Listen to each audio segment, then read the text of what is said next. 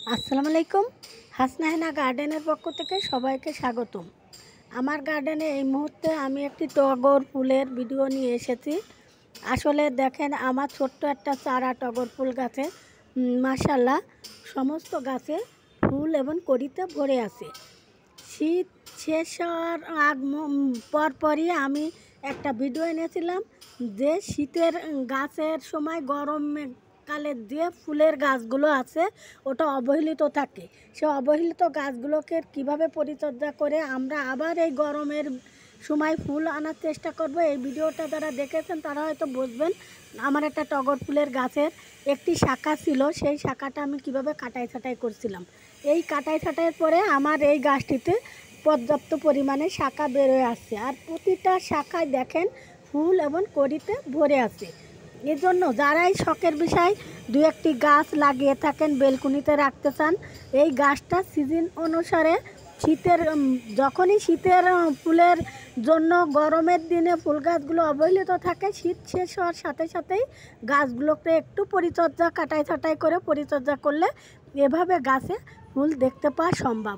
আসলে এক দুইটি শাখা ছাঁটাই করে দেওয়ার পরে দেখেন আমার কতগুলো শাখায় ভরে আছে এই গাছটি, আর প্রতিটা শাখায় এইভাবে করি এবং ফুল চলে আসছে।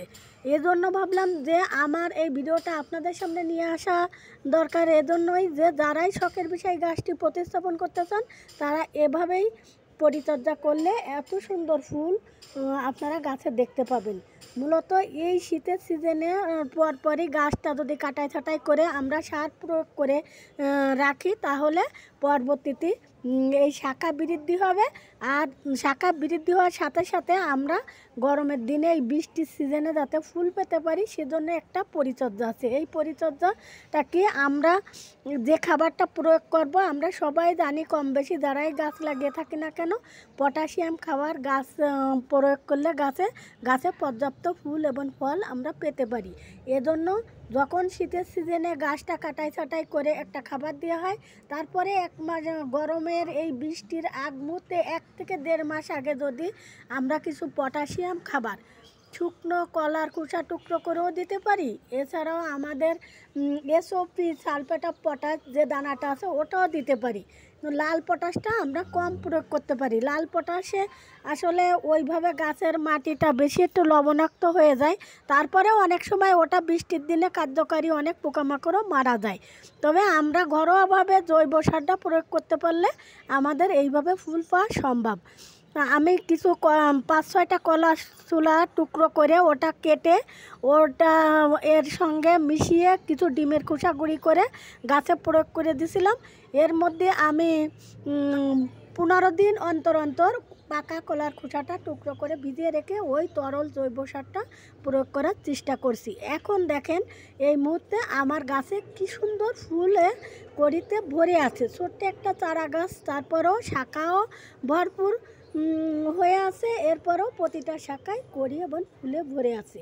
এভাবেই যদি আমরা সবাই পরিচর্যা করি তাহলে এত বেলকুনিতে, আমার গাছটি বেলকুনিতে আছে, এটা যদি টপ ফ্লোরে রোদ্রে রাখা হতো তাহলে আরও ফুলগুলো একসঙ্গে ফুটে আসতো। যে দিক সাইডটা একটু রোদ্দুর পেয়েছে সেই সাইডটাই বেশি ফুল দেখা গেছে। অনেক ফুল ঝরেও গেছে, ফুটে ফুটে দেখলেই বুঝবেন। এই দেখেন অনেক ফুল ঝরে গেছে, শুকিয়ে গেছে, গাছের গোড়ায় পড়ে গেছে। অনেক আগেতে 2-1টা করে ফুল শুকিয়ে আসছে, সব ফুলগুলো পড়ে শুকিয়ে গেছে। এখন এইভাবে যদি আমার গাছে আমি ফুল আনতে পেরেছি, আপনারাও এভাবে পরিচর্যা করলে আপনাদের গাছে এইভাবে আসবে। তবে সবাই চেষ্টা করবেন গাছটা একটু সানলাইটে রাখার জন্য।